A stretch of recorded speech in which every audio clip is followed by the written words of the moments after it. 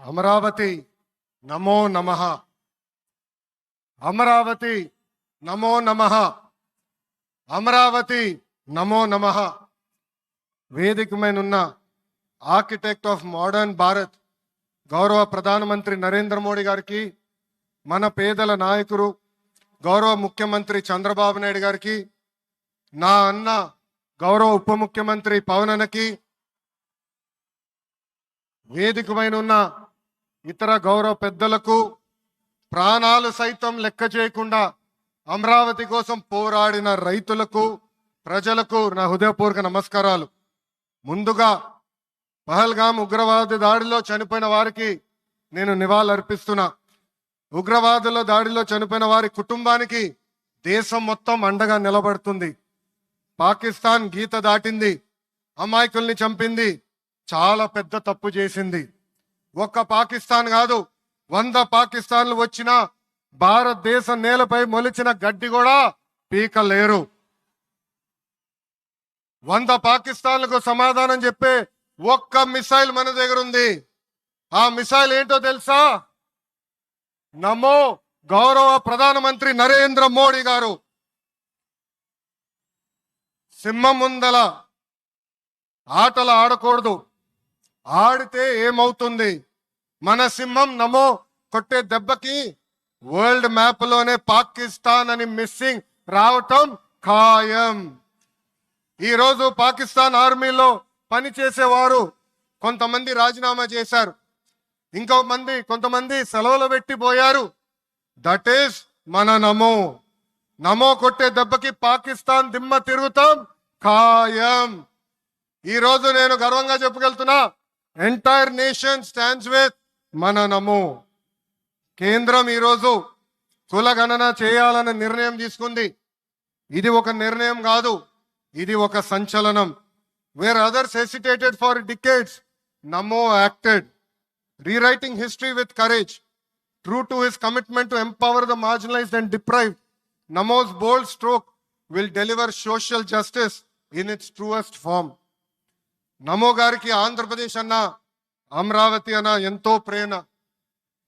ఇప్పుడు ఆయన ఢిల్లీలో ఎంత బిజీగా ఉన్నారో మనందరూ తెలుసు. ఆయన ఈ కార్యక్రమానికి వచ్చారు. 2024 ఎన్నికల్లో ప్రజలు ఎన్డీఏ ప్రభుత్వానికి 94 సీట్లు గెలిపించారు. అందుకే మన ప్రధాని నమో గారు ఆంధ్రప్రదేశ్ కోరిన అన్ని కోరికలు తీరుస్తున్నారు. మొన్నే విశాఖపట్నానికి వచ్చి railway zone, NTPC green project, Nakkapalli bulk drug park కి నిధులు కేటాయించారు. ఏకంగా విశాఖపట్నం ఉక్కు ఫ్యాక్టరీని కాపాడారు. ఇప్పుడు అమరావతికి వచ్చి నిధులే కాదు, పనులు కూడా ప్రారంభించబోతున్నారు. మనం ఒకసారి గతం కూడా గుర్తు చేసుకోవాలి. 2014లో రాష్ట్ర విభజన జరిగింది. కట్టుబట్టలతో మెడబట్టి మన బయటికి గెంటేశారు. ఎక్కడి నుంచి పరిపాలించాలో తెలియని పరిస్థితి. కానీ మన సిబిఎన్ గారికి సంక్షోభాలు కొత్త కాదు. ఒక పక్కన సంక్షేమం, మరో పక్కన అభివృద్ధి చేసి చూపించారు. అందరి ఆమోదం తెలిపిన తర్వాతనే అమరావతి రాజధానిగా ప్రకటించారు. రైతులు చేసిన త్యాగం వల్ల ఈరోజు అమరావతి ఏర్పడింది. ఒకే రాజధాని, అభివృద్ధి, వికేంద్రీకరణ అనే ఎజెండాతో మన ప్రభుత్వం ముందరికెళ్ళింది. రాయలసీమను electronics, automotive, renewable energy hub గా తయారు చేశాం. గోదావరి జిల్లాలో ఆక్వాని పెద్ద ఎత్తున ప్రోత్సహించాం. ఉత్తరాంధ్రలో ఐటీ, ఫార్మా కంపెనీలు కూడా ఆనాడు మనం తీసుకొచ్చాం.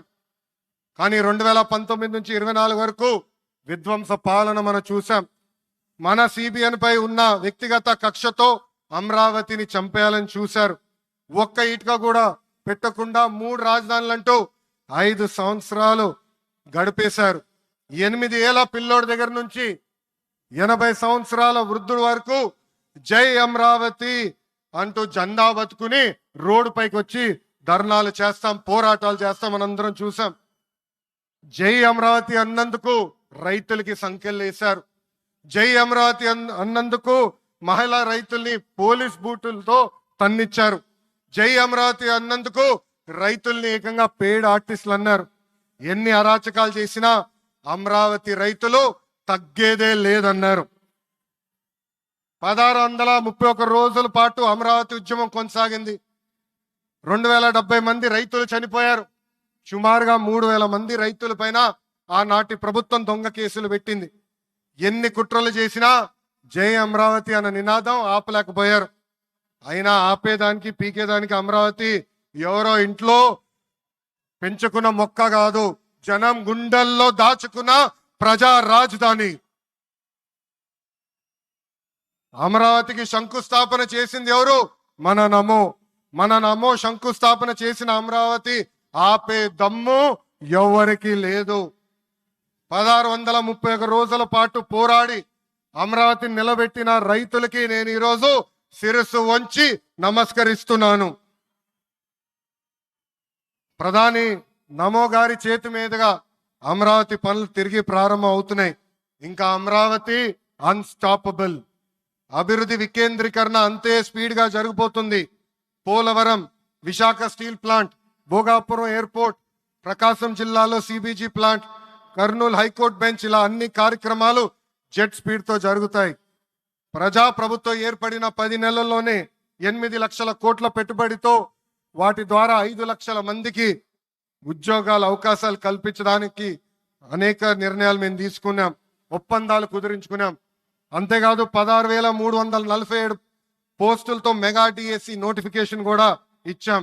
5 ఏళ్లలో ప్రైవేట్ రంగంలో 20 లక్షల ఉద్యోగాలు కల్పించాలని ఒకే ఒక లక్ష్యంతో ఈ ప్రజా ప్రభుత్వం పనిచేస్తుంది.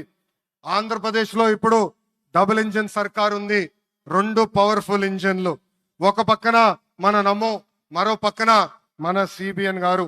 అభివృద్ధి సంక్షేమం అనేది జోడెద్దుల బండి. ఎన్ని ఇబ్బందులు ఉన్నా సంక్షేమ కార్యక్రమాలు అమలు చేస్తూ అభివృద్ధి పరుగులు పెట్టిస్తున్నారు మన సిబిఎన్, మన పవన్ అన్న. ఇంకా మనకి తిరిగే లేదు. ఇది తెలుపుకుంటూ గౌరవ ముఖ్యమంత్రి గారు ఎప్పుడూ మన పైన ప్రేమ చూపిస్తూనే ఉన్నారు. మన అడిగిన అన్ని కోరికలు తీర్చుకుంటూనే వస్తున్నారు. నాకు తెలిసినంత వరకు ఏ రాష్ట్రాన్ని కూడా గౌరవ ప్రధానమంత్రి గారు ఇన్నిసార్లు వెళ్ళింది లేదు. దానికి నేను హృదయపూర్వక ధన్యవాదాలు తెలుపుకుంటూ జై అమరావతి, జై అమరావతి, జై అమరావతి, జై ఆంధ్రప్రదేశ్, జై ఆంధ్రప్రదేశ్, జై ఆంధ్రప్రదేశ్.